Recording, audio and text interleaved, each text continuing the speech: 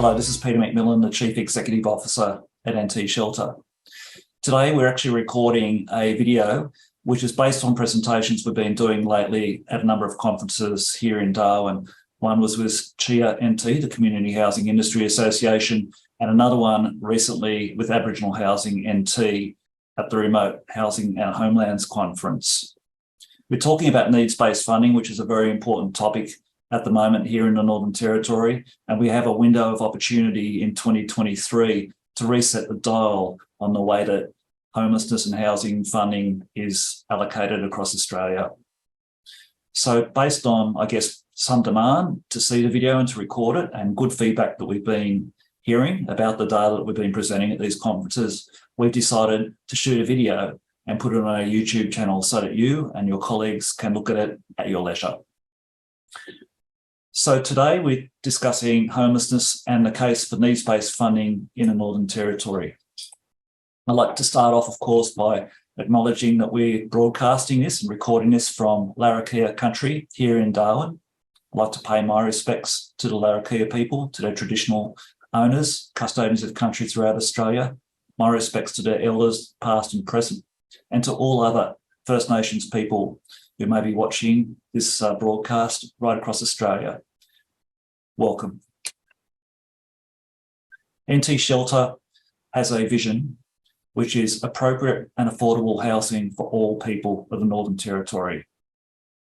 At the moment in the Northern Territory, as these charts that we're about to show and this presentation will show, highlights clearly that Aboriginal people in the Northern Territory are not receiving appropriate and affordable housing in many instances.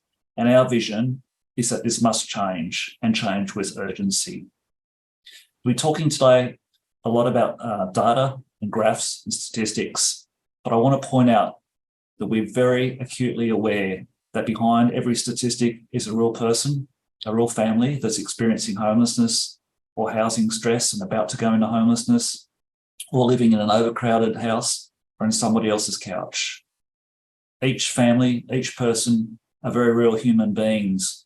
And even though today we're not talking about case studies, each of the homeless people in the Northern Territory is a family, a person who needs housing, who needs the same opportunities that other Australians take for granted in many instances. We simply have to get every Australian access to safe and affordable and appropriate housing, regardless of where they live. To start with, I thought we'd reflect on some of the statistics that came out of the 2021 Census, recently released figures on the estimated homelessness numbers across Australia. And in the Northern Territory, we actually saw a slight decrease in a number of Territorians experiencing homelessness on census night, down from 13,727 to 13,104. While this is an encouraging step in the right direction, we still have 12 times the national rate of homelessness and have a very long way to go before we have homelessness in a territory on levels that are comparable with the rest of Australia. And quite rightly, we often talk around Australia about the need to address homelessness. Every Australian should have access to housing, of course, but in the Northern Territory, where we have 12 times the national rate of homelessness, the Northern Territory has to be a priority area for tackling homelessness and housing need. I should also say that a number of people from remote communities and regional communities in the Northern Territory feel that the ABS counts of homelessness, the estimates, are underdone, and that there are more people living in severe overcrowded housing than what the census numbers pick up. Whether or not that is the case, and we've no reason to believe it's not, it remains a fact that the number is still very, very high compared to the rest of Australia. In terms of the senior people in the Northern Territory, those who are 55 years and older, we've seen a 13.4% increase on a number in 2016 census, or an additional 1,615 Territorians aged 55 years and over who are experiencing homelessness. That is an indicator that's caught us a little by surprise, maybe catching up with the rest of Australia, where we've seen larger numbers of older people at risk of homelessness and enter into homelessness. The phenomenon is certainly catching up here in the NT as well. What's really significant is the number of Territorians that are homeless that are living in severely overcrowded housing. In the Northern Territory, 3/4 of everybody who's estimated to be homeless is living in severely overcrowded conditions with 4 or more bedrooms needed. 97.6% of those people are Aboriginal people. Now, in the Northern Territory, we have a small population, around 250,000 people. People who identify as Aboriginal are 30% of that population, and yet out of the overcrowding statistics, 97.6% are Aboriginal, just showing how difficult it is for Aboriginal people to have housing on the same terms that non-Aboriginal people do in the NT. Despite some significant investment over the last 5 years on remote housing, in fact, going back to 2012, with a national partnership on Indigenous remote housing, it remains the case that 54.9% of the 4,472 homes in remote Aboriginal communities are overcrowded, just underlying the fact of how much further we need to go until Aboriginal housing is not crowded.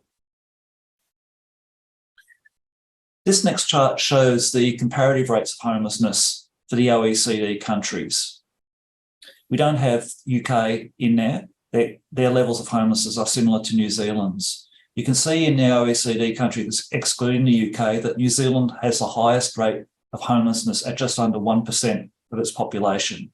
Australia sits in second place at just under 0.5% of its population in who are experiencing homelessness. So out of all the OECD countries, the New Zealand and Australia are the highest, are doing the worst on that scale. But when you think about the Northern Territory, if the Northern Territory was a country, where would that fit on this chart? And what would the rest of the scale look like? And you might be surprised to see it's a dramatic effect. If the Northern Territory was a country, no other OECD country would come anywhere near the rate of homelessness that the NT has as a percentage of its population. And you can see here that more than 1 in 20 Territorians are experiencing homelessness on any given night. One of the things that's behind that is the decline in the amount of public housing that there is in the Northern Territory over the last 27 years. This phenomenon is reasonably consistent with other states and territories across Australia, where there's been a reduction of public housing assets through demolitions, through private sales, and through repurposing. In what must surely be one of the, most short-sighted and disingenuous public policy initiatives across Australia in the last 30 years, to let the amount of social and affordable housing stock decline to such levels. And you can see now that in the Northern Territory, we have just under 5,000 assets. These are urban assets, not in remote communities. So these are the communities of Darwin, Alice Springs, Tennant Creek, Katherine and Nullarbor. You can see that we've had over 9,000 properties in the past, and we're down to less than 5,000 now. What's different, however, in the Northern Territory compared to the other states and territories, albeit to a lesser extent, South Australia, is that all other states and territories have more total social housing stock than they had 20 years ago. And that's because of the rise of community housing. So even though there are fewer public housing assets in states like New South Wales and Victoria, community housing has stepped in to some extent to fill some of the void, although there are still lengthy social public housing waitlists in those states too. So there is a deficit. But in the Northern Territory, our stock, as we saw in the previous chart, is around 20%, 27% less than what it was 20 years ago. And we haven't had supply from other sources, from non-government community housing providers coming through.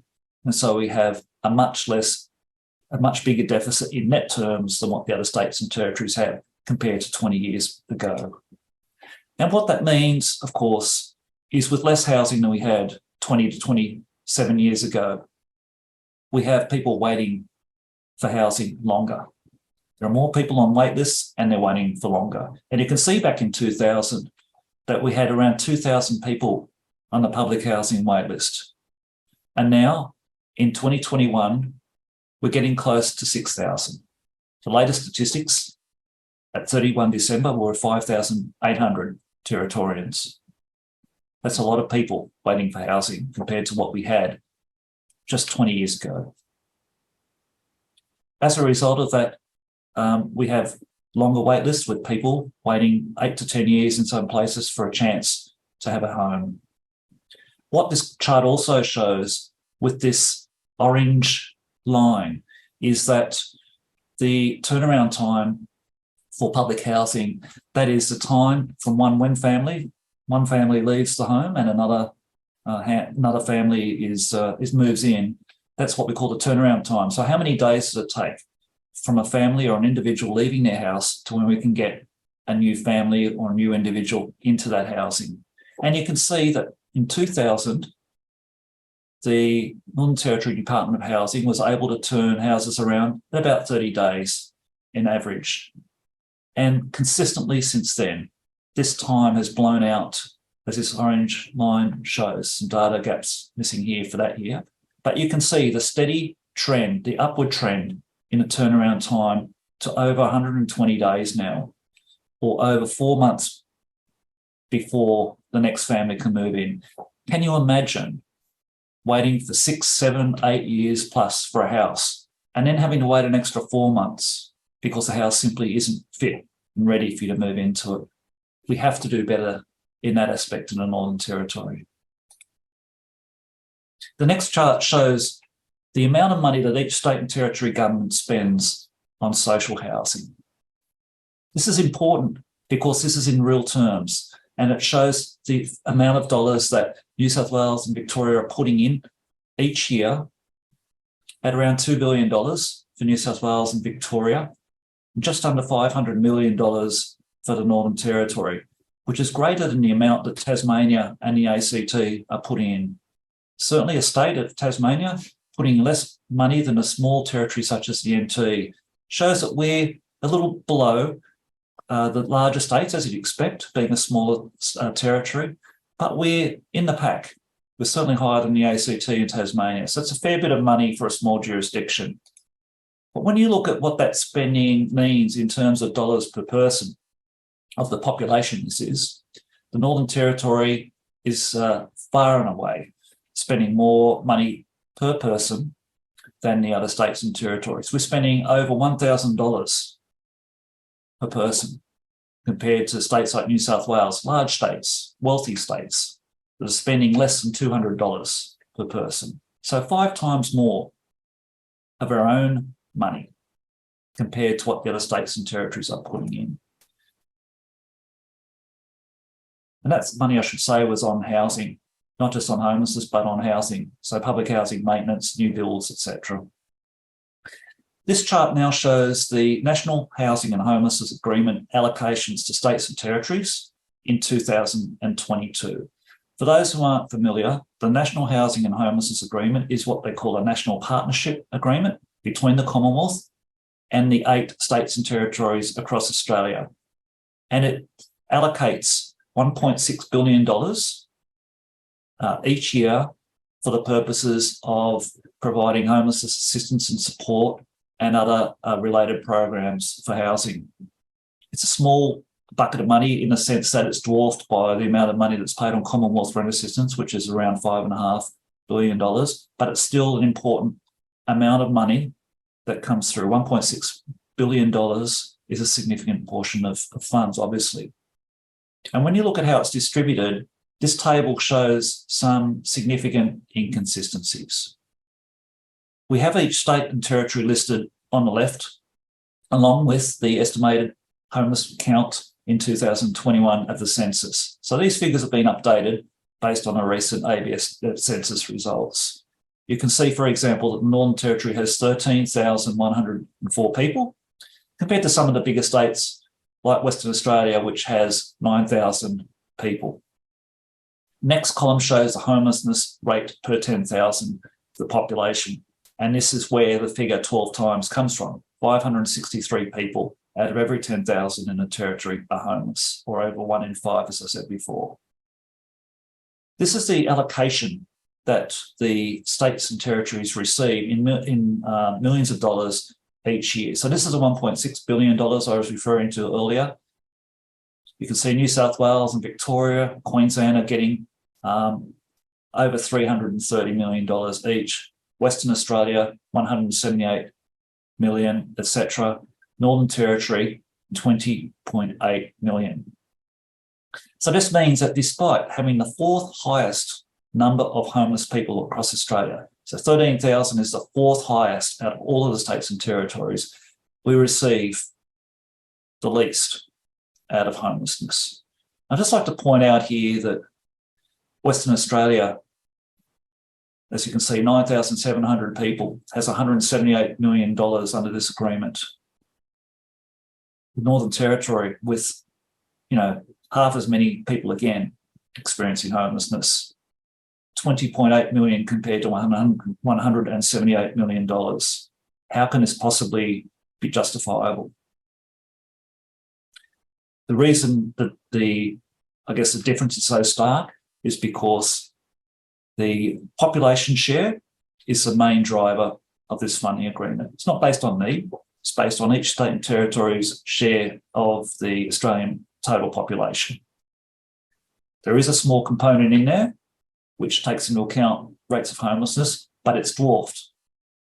It's absolutely dwarfed by our share of the population. So we receive 1.3% of that $1.6 billion, which is broadly consistent with our population share of the total Australian population. So there's no bearing really on need. And it's split up based on what's really an outdated, convenient but nonsensical way of allocating funds for homelessness based on our share of a population rather than our need. So you can see that for each state and territory, per person who is experiencing homelessness, so this is per person who's experiencing homelessness, the Western Australian government receives $27,500 per person, all the way down to the Northern Territory, which receives $1,486 per homeless person. Now, there have been reports, and quite compelling reports, coming out of states like Western Australia saying that they do not have enough funding to meet their housing and homelessness needs. Very well argued and evidence-based reports on overstretched homelessness services. I don't doubt that they need more funding, as do the other states and territories. But can you just for one moment imagine the amount of stress and pressure and unmet need here in the Northern Territory in comparison? And the fact that other states and territories are able to do so much more with their funding than what we can. For example, every other state and territory in Australia has a youth foyer, a proven model of preventing and addressing youth homelessness. We don't have any in the Northern Territory. Other housing first initiatives such as Common Ground are present in other states and territories, not here. There are whole regions in the Northern Territory that don't have any homelessness services whatsoever, let alone short-term, medium-term and longer-term housing options.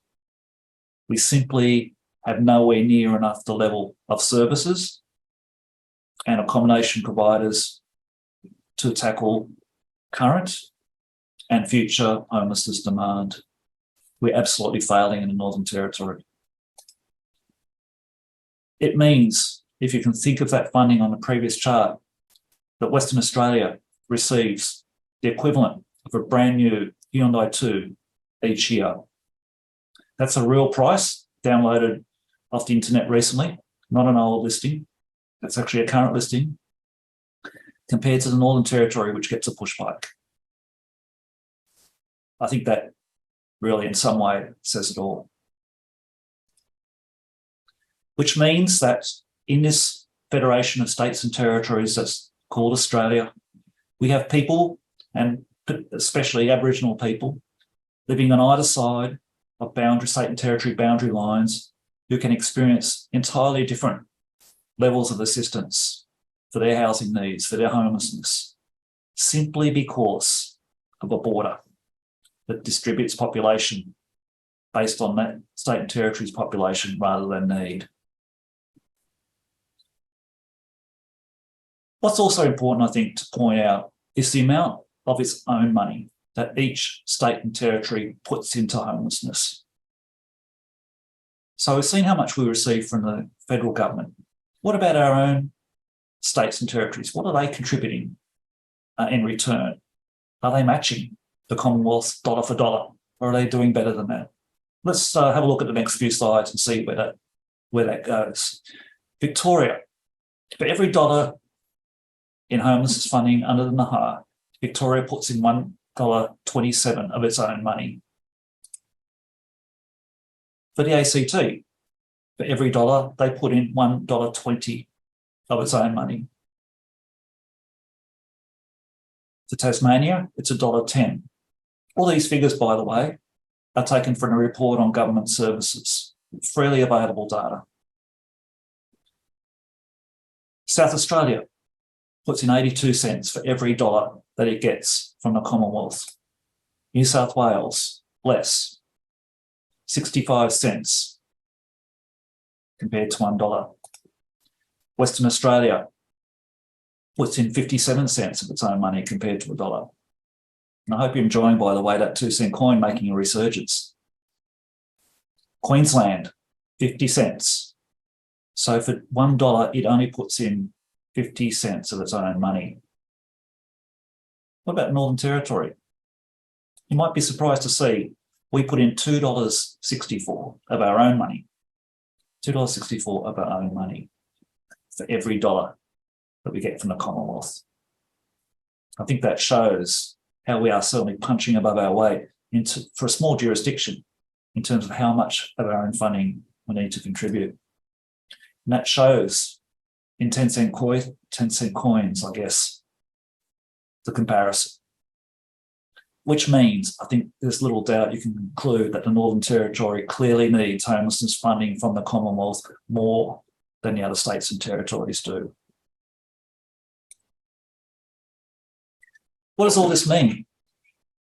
Well, let's have a look at the number of families, number of individuals that are coming forward each year to present to specialist homelessness services, to get help with housing, for other needs, for people who are at risk of housing, whether it be mental health, drug and alcohol, family relationship, etc. These are people who have challenges with housing insecurity. They could be living in overcrowded housing or looking for a place of their own and currently homeless, or they could be very close to going into homelessness. That's the work that our specialist homelessness services, NTShelter members, do each and every day. What this chart shows is that for each of the last 10 years, the number of people presenting to homelessness services has grown by 4.1% each year, year on year. And again, that figure is consistently higher, significantly higher than each of the other states and territories. So in states like the ACT, we've actually had a reduction over that 10-year average. With some other states, we've had a slight increase, nothing like the number of people coming forward to territory services, which again is no surprise when you look at the funding and the level of services that we can offer. And unfortunately, unsatisfactorily and tragically, those people who we can't help, in 9 cases out of 10, are women. And we know that over 50% of women in the Northern Territory who present for specialist homelessness services have experienced domestic family violence. This is a completely unacceptable situation. We know that when specialist homelessness services are funded appropriately, in 9 cases out of 10, when they're working with families, they are able to prevent a person from going into homelessness. They can maintain tenancies in other ways. In other words. So it's simply unacceptable that we are failing more people in the Northern Territory each year through having unassisted requests, and in 9 cases out of 10, 9, they're women. Over the last 18 months, there's been 2 very significant reports from the Productivity Commission and from the House of Representatives Standing Committee, who did an inquiry into homelessness in Australia. Both of these reports looked at the way in which homelessness funding is allocated across Australia. They looked at the issue of needs-based funding, and they were supportive. They were very supportive. They referred to submissions made by us and by a whole range of partners and organisations and individuals across Australia, and indeed in other regional areas across Australia, pointing out to the fundamental flaws of population-based funding and the need for funding for homelessness to be allocated right across Australia to where it is needed the most. Both of these reports provide a significant, independent level of verification for the argument that funding should be based on need. It's time now, as the Australian government, along with the state and territory governments and other stakeholders, start to negotiate a new national housing and homelessness plan. I can't stress enough just how important it is that the new national housing and homelessness plan must come up with a new and improved mechanism for allocating funding that is based on need and not on population share. We simply cannot continue what is really a travesty in terms of people receiving help merely because of where they live. It's time to rectify that. Our Minister, the Honourable Selina Yubo, Minister for Housing and Homelands, said this in March of this year: "We're never going to get ahead in the Northern Territory if we continue to be population-based funded. Our territory context is unique." We expect soon, we're hoping soon, there'll be a breakthrough in National Cabinet and in the Senate with the new Housing Australia Future Fund, the HAF. Under that, the Commonwealth Government is looking to boost the supply of social and affordable housing across Australia by 30,000 to 40,000 homes. A very important scheme that starts to chip away at least at that huge amount of need. It's absolutely essential for national programs like that, that they're not based merely on population share. If it's population share, we receive 1.3%. Again, we can do better, and we need to do better in terms of addressing the significantly worse housing situation we have here in the Territory. Finally, I'd just like to say that investment in social and affordable housing is expensive, but it's valuable and it pays over the longer term.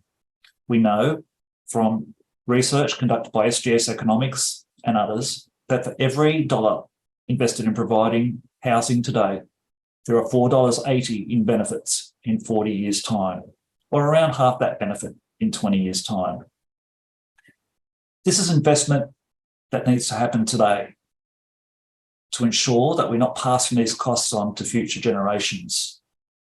If we do nothing to address homelessness, we let it blow further out of control, that will cost us more than starting the journey right now of building more social and affordable housing. In other words, we're leaking money in areas like health and mental health, more interactions with the justice system, lower employment levels, less economic participation. We know this to be true. Sure, it's hard sometimes to find or to justify spending more funding on social housing where there are lots of other priorities. But let's be clear, the longer this is delayed, the more the costs to the Australian taxpayer through the costs of unmet housing need. We need to start and build housing at scale. And we support calls from NTShelter, from Everybody's Home, to build around 25,000 social and affordable homes each year so that we can meaningfully start to reduce the deficit of over 600,000 homes nationally. NTShelter will continue to advocate for a stronger territory. Please engage with our work if you can. We have a lot of data on our website.